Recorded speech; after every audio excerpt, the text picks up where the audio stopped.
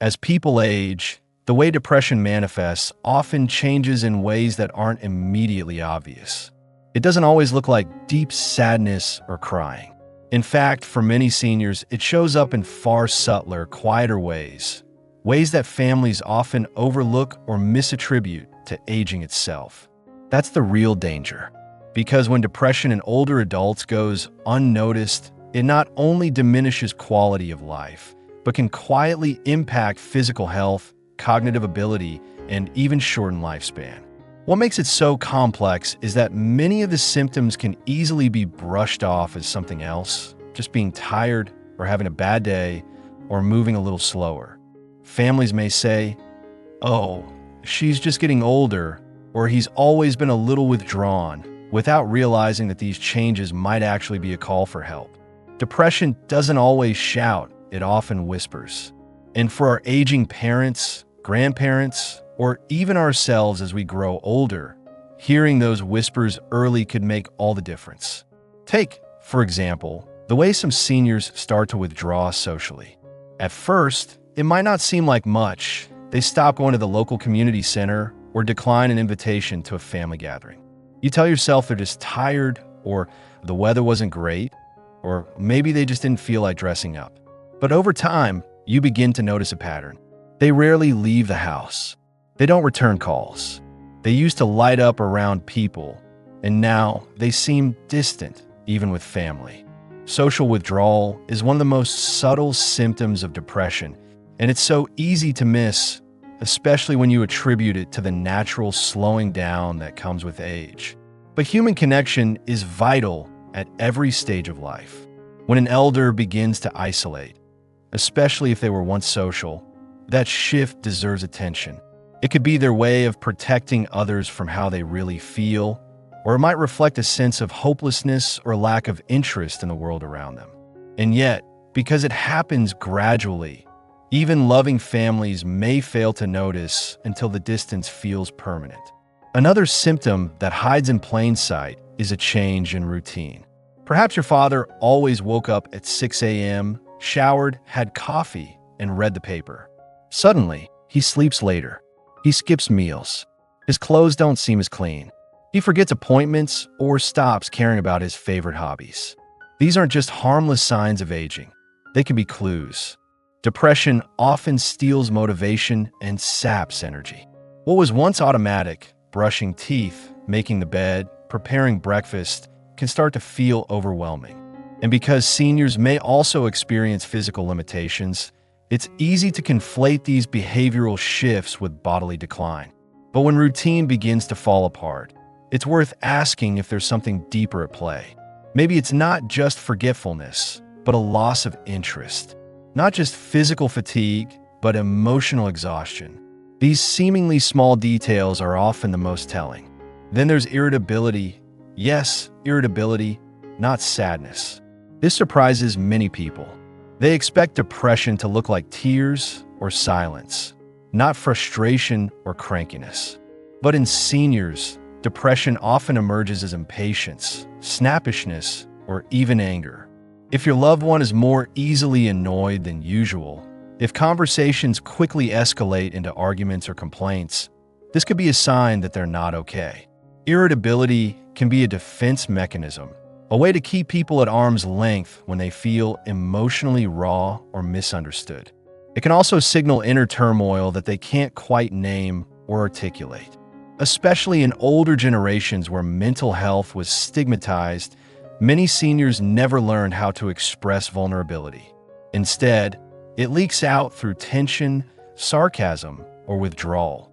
And because families might chalk it up to being set in their ways or just having a bad day, the underlying issue remains hidden and untreated. Fatigue is another red flag, but again, it's one that families often ignore.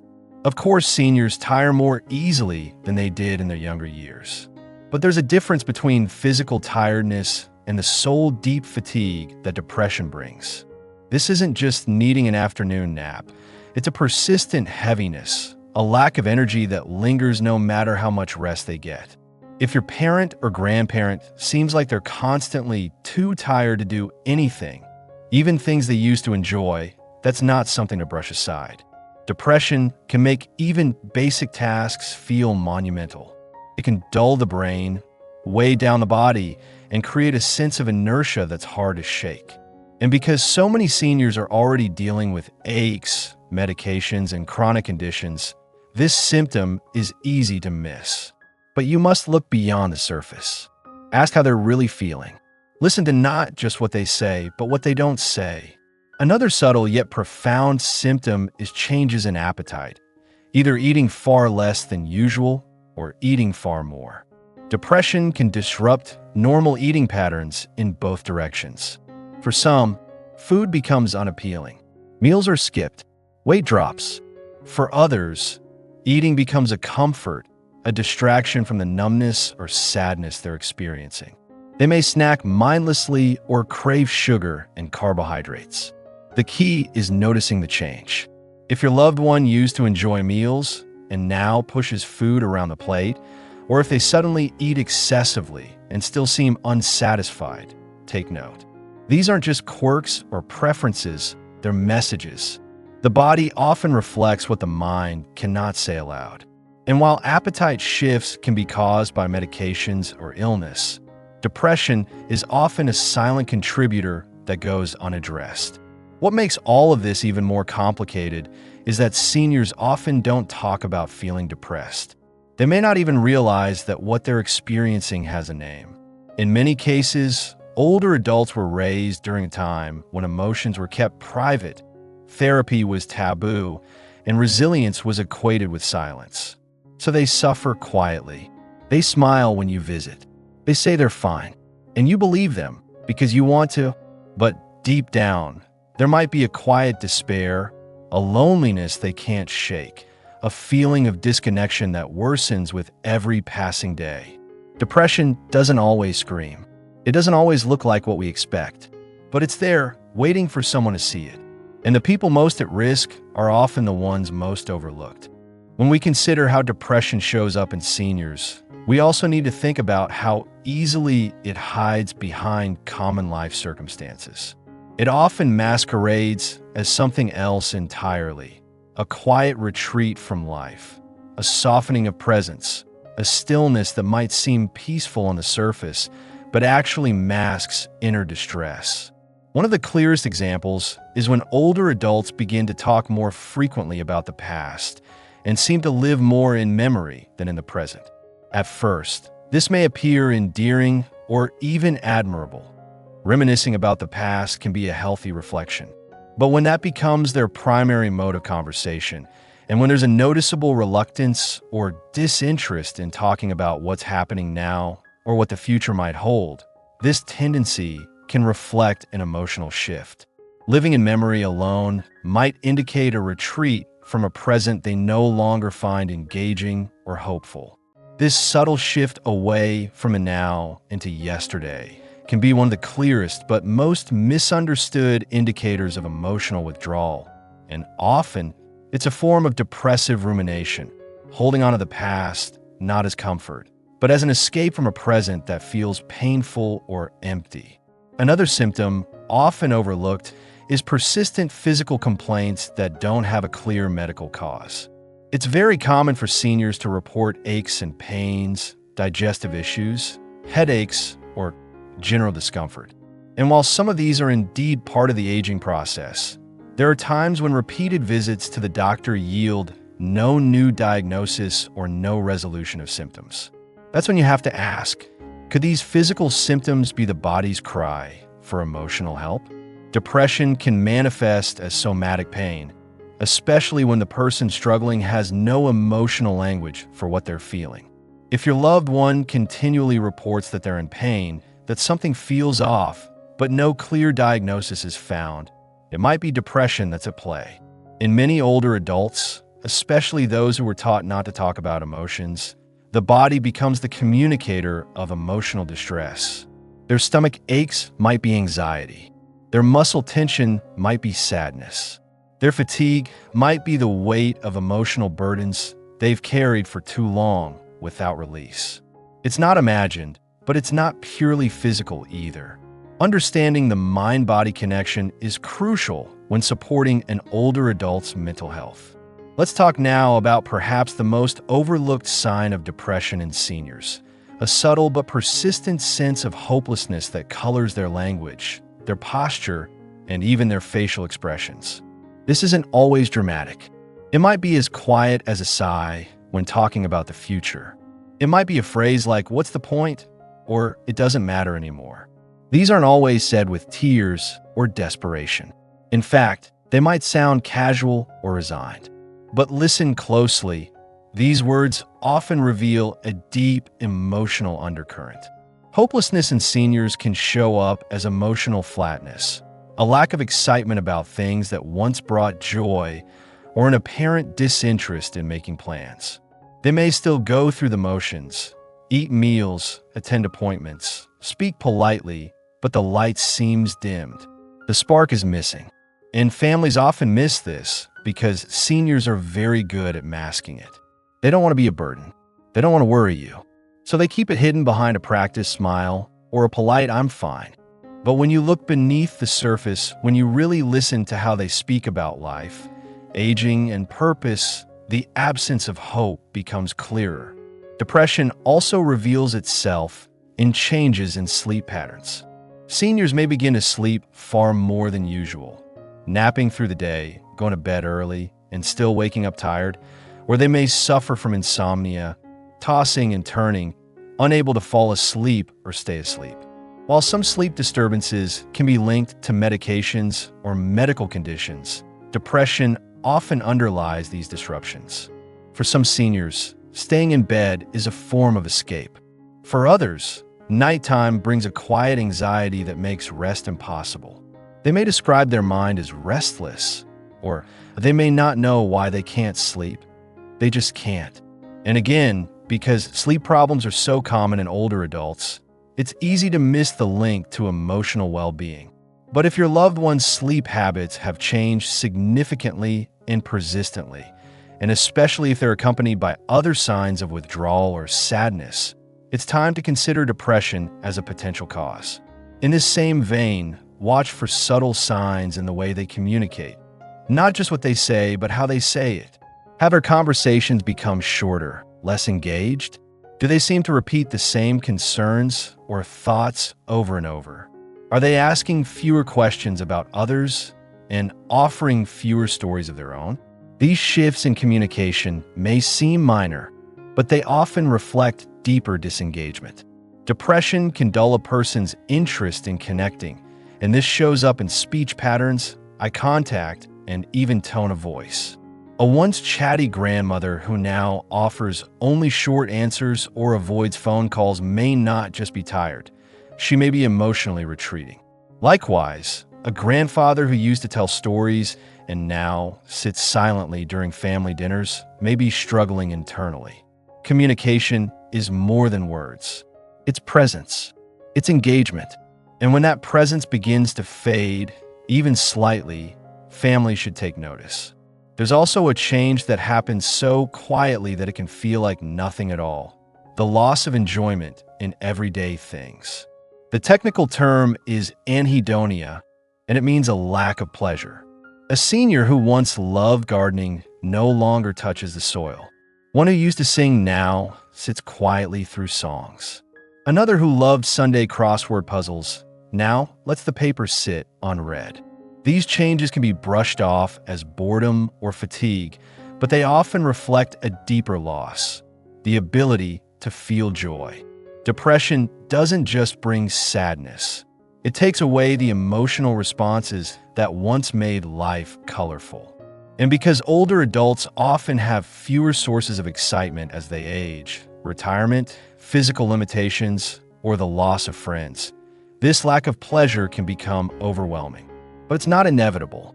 It's a symptom, and one that deserves intervention. Because seniors deserve to feel joy too. There's a symptom that families almost always ignore, often because they don't know what to look for: vague expressions of wanting to give up. It might sound like "I've lived a full life," or "everyone's gone now," or even "maybe it's my time soon." These statements, while not direct expressions of suicidal intent, often reflect an emotional surrender. It's as if the person has started to detach from life emotionally and spiritually. They may say it with a smile or a shrug, but beneath it may be a profound loneliness or weariness. These expressions are not just poetic musings, they are signals. And when families hear them, they must not brush them aside. Instead, they should open a conversation gently. Ask what those words mean. Offer support. Remind them that they are still needed, still valued, still loved. Because even the softest cries deserve to be heard. Depression in seniors often goes unnoticed, not because it hides well, but because our expectations of aging have been shaped by outdated beliefs that overlook emotional health. And in many families, this leads to the normalization of behaviors that are in fact distress signals. One such behavior that is almost universally missed is irritability, which many don't associate with depression in older adults, but rather with aging, frustration, or declining patience. Yet a senior who becomes increasingly short-tempered, easily annoyed, or reactive in situations where they once showed calm might be dealing with an inner emotional conflict that has no other outlet. Irritability can emerge when emotional pain becomes too heavy to carry quietly, and instead of expressing sadness, which may feel vulnerable or even shameful for someone raised in a time where emotions were often suppressed, that emotion transforms into anger or frustration. This is particularly important to observe if your loved one starts snapping at family over minor issues, expresses resentment or blames others unfairly, or becomes combative during routine conversations.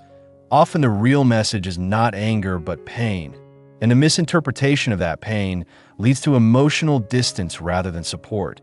Another subtle symptom that deserves serious attention is social withdrawal, and this is not always dramatic. It can be as small as declining invitations, avoiding calls, or quietly choosing to sit apart from the group during gatherings. While some level of solitude is natural, especially in later life, a consistent pattern of withdrawal signals emotional exhaustion or disconnection.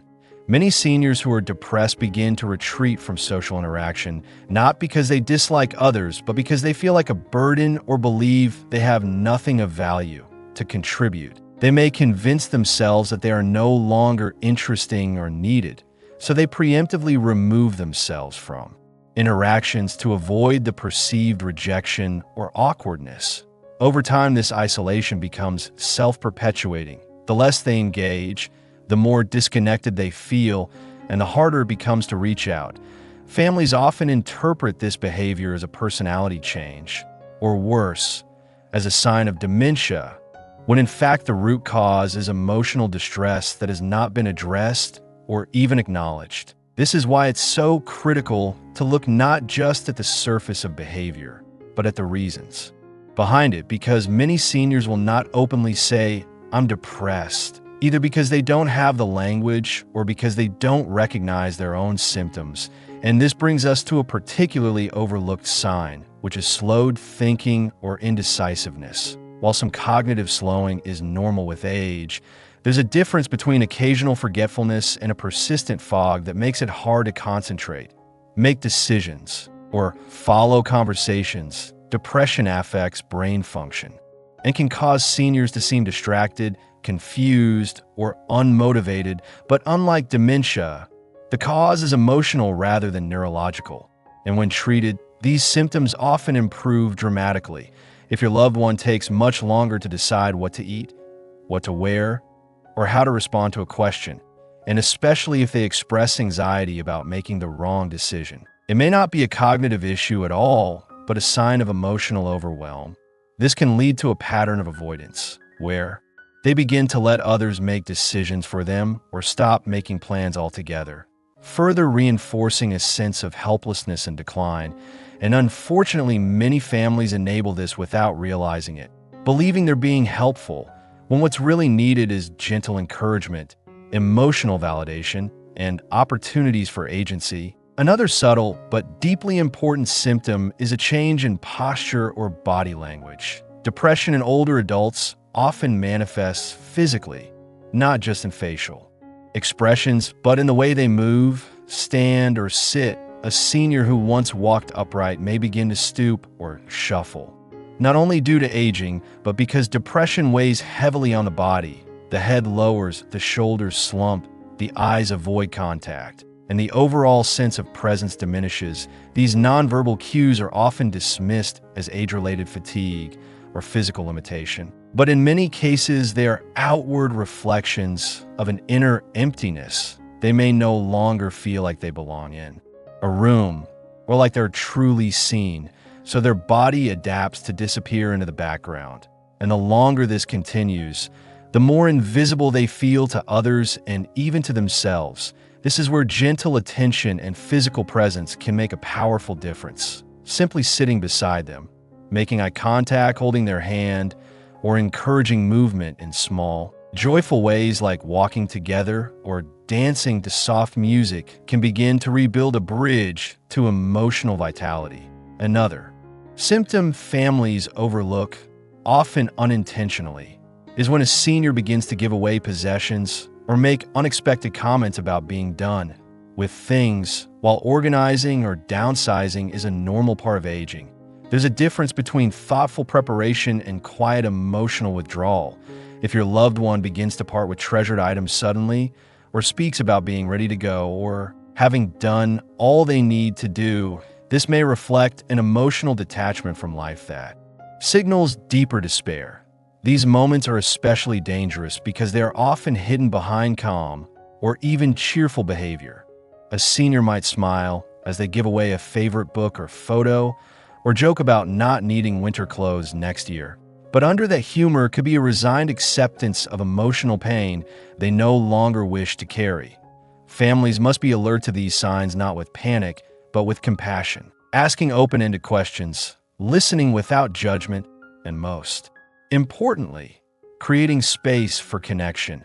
And perhaps one of the most culturally reinforced but ultimately harmful myths is that sadness is a normal and expected part of getting old.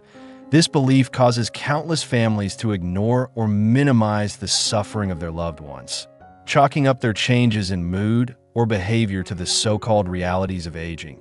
But while it's true that aging brings losses, it does not have to bring depression. Seniors are fully capable of joy, of growth, of emotional connection and creativity. But when we assume their sadness is inevitable, we stop trying to help, and worse, they stop believing that help is possible. Depression is not a character flaw or a weakness or a part of just getting old. It is a medical condition, a psychological state that can and should be addressed with as much care and urgency as any physical illness. The problem is that without visibility, it is rarely treated, and when untreated, it slowly erodes the emotional and even physical health of our aging population, making everything harder, heavier, and less meaningful. And the final blow often comes not from the depression itself, but from the loneliness and neglect that surround it.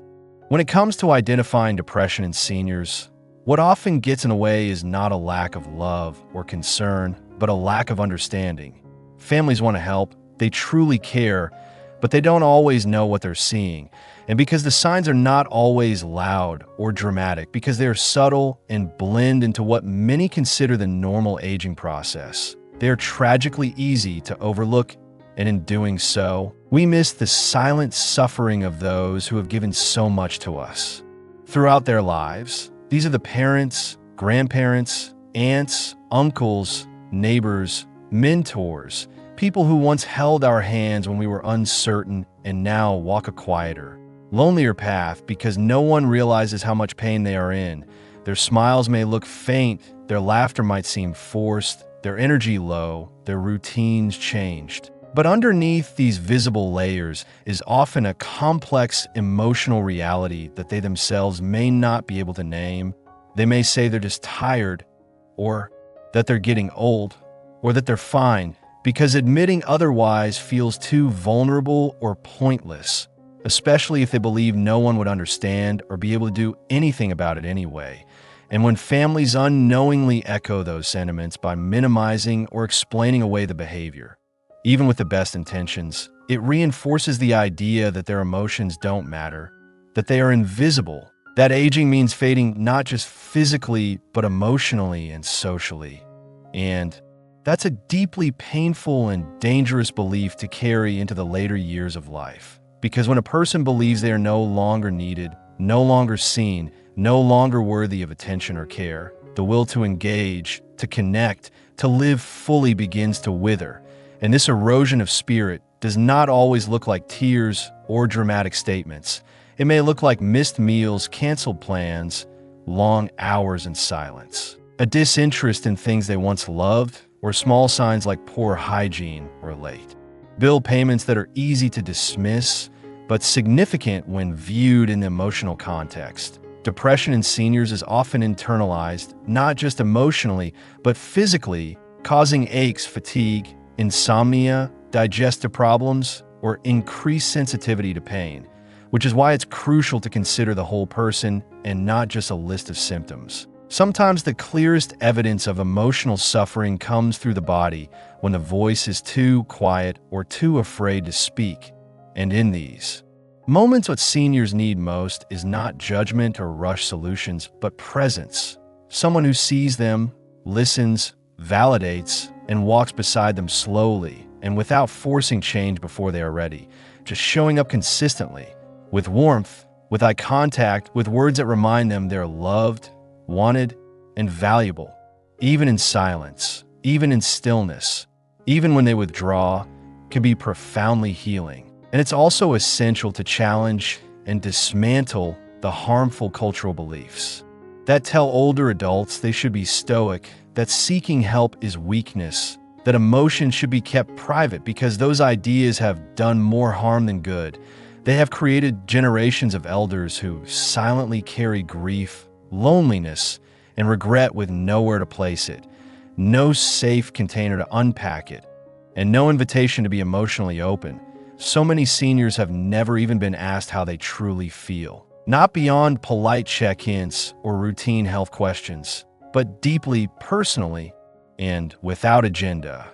And until we normalize these conversations and create space for them regularly, the epidemic of emotional neglect in older adults will persist, and we will continue to lose the spirit of our loved ones long before we lose their bodies. But it doesn't have to be that way. The path to emotional reconnection starts with awareness. It grows through attention, and it deepens through compassion. Not the kind of compassion that pities, but the kind that honors a person's full humanity and believes in their emotional resilience, their right to joy, and their capacity to heal even in the later chapters of life. Families can begin this shift by first educating themselves, by learning what depression looks like in seniors, how it feels, how it behaves, and then by showing up in small but meaningful ways: a 10-minute call, a handwritten letter, a slow walk in the park, a shared photo album. These are not grand gestures, but emotional lifelines. And when combined with professional support, whether through therapy, counseling, support groups, or sometimes medication, the results can be life-changing. It is not too late. It is never too late to help a senior reclaim their sense of worth, to remind them that life is not just about surviving, but about continuing to connect, express, feel, grow, and belong. And as we grow older ourselves, we too will want to know that someone sees us beyond our wrinkles, beyond our quiet days, beyond our changing pace. So let us be the generation that begins to repair this emotional disconnect. Let us be the voices that ask deeper questions, offer more patience, and bring more light into the lives of those who once carried the light for us. Thank you for being here and for choosing to understand, care, and act. If you found value in this message and want to continue learning how to care for yourself and your loved ones with wisdom, empathy, and insight, please consider staying connected with us here at Healthful Living 60 Plus, where we bring you thoughtful and meaningful conversations that matter to your health, your heart, and your future, because growing older should never mean growing invisible.